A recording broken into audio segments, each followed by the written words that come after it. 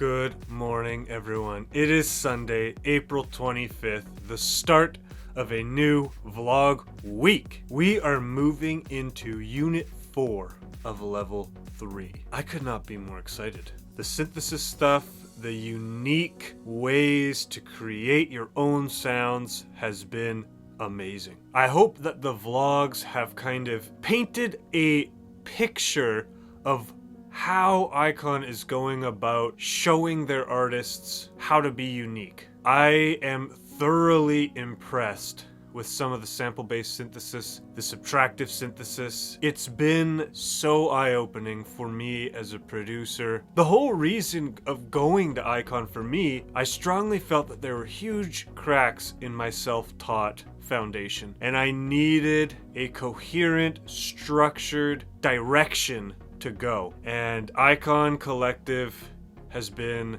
that and more. They're so focused on the collective, on teaching you how to be an artist, not just a producer. It just blows my mind that I get to go to a school like this. I am very, very, very grateful. Yeah, I'm working really hard. This is a insane once-in-a-lifetime opportunity that I have going on right now, and I am seizing the moment. Yeah, I hope I have been providing value. I hope that I've been providing insight, and I hope that if you're a producer watching these vlogs, that I've been able to help you and teach you. And if you're interested in going to Icon, that I'm providing some insight into how the school operates and what kind of stuff is taught there. And I know that there are some current Icon students that watch the vlog, and I appreciate you a lot. Unit 4 of Level 3. I have no idea what this unit is about. As I've said before, I literally, as I'm filming Sunday Funday, is when I'm actually seeing what my classes are for the week. I'm feeling good. We are gonna get the end of last week's vlog posted, and then I got a couple of things I need to do, and that is about it for the day. Coming right up is Sunday Funday. Sunday Funday is my vlog segment where I go over my work for the week. Preparing on Sunday, knowing what I have coming for the week, sets me up for success. Absolutely smashed. Unit 3, I think we have a 99% average so far for Level 3, and I'm looking forward to what we got coming up next. Let's get into it. Here we are, Unit 4, Live Performance FM Synthesis. We are starting off Unit 4 of Level 3 with some Ableton classes. Live performance, clip arrangement, and DJing with Live. In this lesson, we'll start looking at how to use Ableton Live as a performance platform. Over to the left are the Ableton classes for this week. Setting up a DJ template, setting up DJ EQs, setting up MIDI mapping, warping songs and preparing clips, how to warp tracks in Ableton Live quickly, DJ blend example, and then the class notes on live performance, clip arrangement, and DJing with Ableton Live, followed by a DJ style blend project. Moving forward, FM synthesis. In this unit, we take a look at synthesis based on frequency modulation, FM synthesis, its practical uses, and a few popular FM synths. FM synthesis first became popular in the early 1980s with Yamaha's line of DX synthesizers. Synthesis classes are as follows: frequency modulation, FM synthesis with FM8, FM synthesis with Ableton's operator, FM sounds in 80s pop, FM sounds in contemporary music, and then the class notes on FM synthesis, followed by a sound recreation project. Finally, we end Unit 4 of Level 3 with a keys playing assignment, the song Jump. Really stoked about these FM synthesis classes. I've used a little bit of FM synthesis in some of my projects, but not quite confident just yet on manipulating any kind of FM synth. So really exciting week, live performance. If you didn't know, and maybe I'll insert it right now,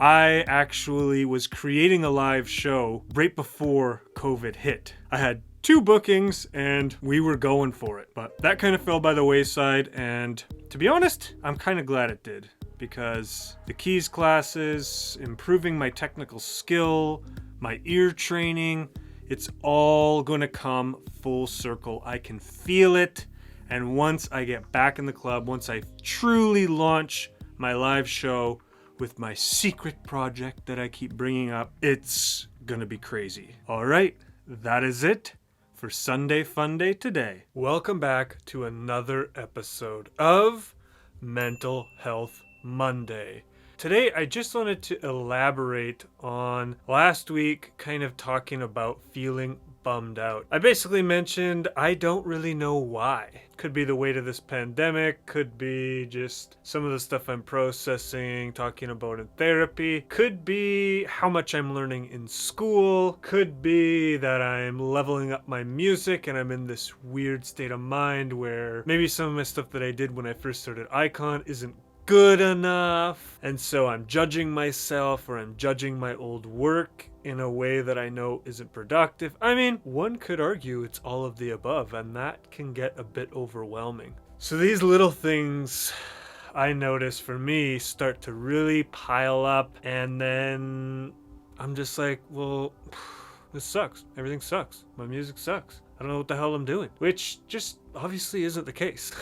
Yeah, I just wanted to jump on here and kind of talk about some of the things that I did to kind of move through the funk that I was in. Well, number one, I do see a therapist every week. That's a huge help. A trained professional that has real advice, real direction to give. And the thing I love about this therapist, she's really all about developing and practicing tools that are going to help me respond to life, because there's a difference between reacting to life and responding to life. And I think that this world already lacks compassion and kindness. And I think if we can pause and ask ourselves, is this worth me getting all riled up about? Usually the answer is no. If I can respond like that, come to the studio, I'm just in a much better, much healthier mindset to do the things that I want to do. What else did I do? I reached out to some of my recovery community, and that really helps me, because these are people who have gone through it all. They're people who can relate to my struggles, and if I want it, I get their advice. So that's another big thing, is having a strong circle of support around you. And although it is difficult, you know, if someone isn't really lifting you up, or you're not able to have a conversation with them about what's actually going on, it might be time to drop them and find some new friends. And I know that that can kind of suck, but it's necessary if you are really wanting to grow as a person. What else did I do? Well, I let my partner know, I let Becca know that I was just feeling a bit bummed out, didn't know what it was about. And so that allowed her to employ a little more empathy. Maybe, you know, I didn't do the dishes like I was supposed to, and not kind of get on my case about it, and just kind of allow for a bit more space and intimacy rather than just kind of going through our day-to-day stuff that we know we're supposed to do. So that's really nice, you know, being able to talk to your partner about that kind of thing too. I noticed one thing I wasn't doing, because there hasn't been yoga this quarter because Icon's back in-house. I haven't been doing a lot of physical activities, so I've been getting out for my walks more, and that's going to make a world of difference. So another thing I practiced often is 12-step recovery. So I go to meetings on a weekly basis for that. Those are insanely helpful. My recovery community is very important to me. And another thing I do that I continue to do is writing. I have the 5-minute journal that I purchased, and that's a lot about gratitude, a lot about what I want to do in a day, and even kind of calling myself out on the things that I wished had gone better. Not only do I do that, but I also do my happiness planner, and that basically maps out my day, and that also has a reflection on a daily basis, where I can basically break my day down into what I did that day, what did I achieve, what I'm hopeful for tomorrow, and another gratitude list. So these are the things that I have developed over probably the last like 6 to 7 years. Just things that I know help me, things that I know keep me on track. You know, I have insane goals, I have crazy high expectations of my career, and these are the things that kind of keep me level, keep me on track. And I've done them for so long that when I get in a funk, I don't just not do them. They're the things that carry me through it. Really, so they don't get worse. Because in the past, I've not had any of these tools and life fell apart. So I strongly encourage you to develop these kinds of tools and these kinds of techniques, and that way it just kind of keeps you level. You know, this isn't about being super positive, super happy. This is just about learning how to deal with life on life's terms, and learning how to employ tools that carry me through the trials and tribulations we all have to go through in life. Yeah, I think that is where I will leave it. And if you've been struggling, maybe give some of these techniques a try and see how it goes. All right, that is it for Mental Health Monday today. Good morning, everyone. It is Tuesday, April 27th, and we got to the studio a little while ago, and look what we got out again. Our APC40 Mark II, and this week we are learning all about the live aspect of Ableton Live. I'm so stoked about this. I have a live show where I'm playing the melodies, I'm playing drums, I'm clip launching in Ableton, but these classes and using my controller here, we are learning how to also DJ within Ableton Live and basically set up our tracks to get creative and do super unique DJ switch ups and loops and launching different sections of songs and all sorts of crazy awesome stuff you can only do inside of a DAW. I'm just flabbergasted, to be honest. The last little while, I'd say my knowledge would be like 50-60% previously of the topics being covered, and once I actually go through the lessons, do the reviews, do the assignments, I'm like on a whole other level of what I used to know. And I mean, this is music, right? This is being creative. This is a never-ending journey of learning. You know, I don't just arrive at my sound. It evolves over time. I'm just blown away because sure, I have a live show, I was doing my thing in there, and just in the very first lessons for performing with Ableton, my live show, my knowledge already leveled up. Just goes to show, you know, if you got a bit of producing experience under your belt, I know that icon won't take you if you've literally never made a track, but let me tell you, the level up on a weekly basis is real. It's Tuesdays, so that also means we have therapy, and you know what? Therapy's been going really well. We are covering the deeper and deeper issues. I'm not sure if I'm gonna pop back on after therapy. I think we're just gonna work. We're just gonna work today. I sincerely hope you're having a good day. If you need someone to talk to, my DMs are open on Instagram. I would be more than happy to chit chat. All right, we'll see you soon. Good morning, everyone. It is Wednesday, April 28th. We just got into the studio, making ourselves some breakfast, bagels and yogurt. Next up, we have the FM synthesis lessons, and you know, FM synthesis has a very distinct sound. From what I understand, a lot of house music bass comes from FM synthesis. Everything about all these synthesis classes I have been absolutely loving, so no doubt in my mind that this information will be absolutely key for sound design. And heck, maybe I should do an FM synthesis sound design Saturday. We'll see how it goes. We'll see how well I grasp the concepts of this kind of synthesis. Other than that, you know it's Wednesday, which means, that's right, WIP Wednesday, you got it. Really excited about WIP Wednesday. We continue our journey of remixing some of the most classic electronic music songs, and I'm stoked to get something going and show you what I come up with today. Hope you are crushing it this week.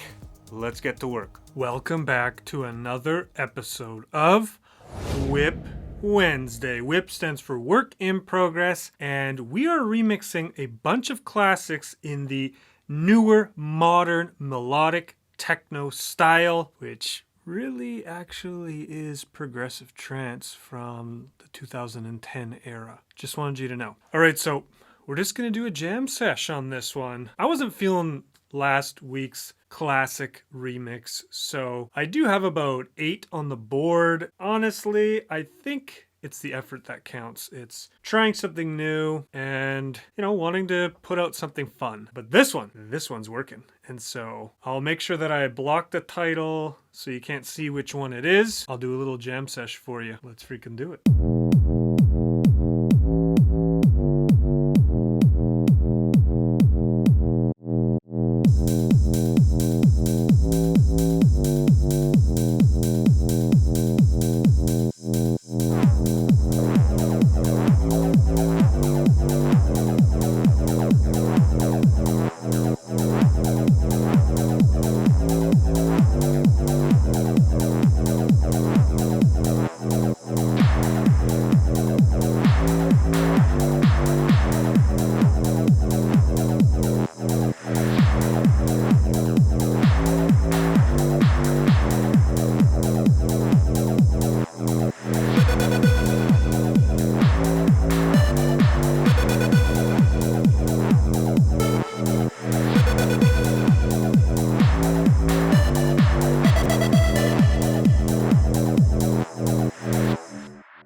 I believe you know which one that is. I'm loving this melodic techno remix of Sandstorm. Yeah, I actually layered some kick stuff and used a bunch of these samples in a way where I totally distorted everything, and it's so cool. All the little tricks that I'm learning at Icon to make samples your own, to make, well, I pretty much made all the sounds except for the acid sound. But even that, the ability that I have to properly tweak things so it super fits in the mix is next level. So we carry on with the classic remixes and I'm feeling really good about it. Let me know in the comments what you think of this remix. All right, that is it for WIP Wednesday today.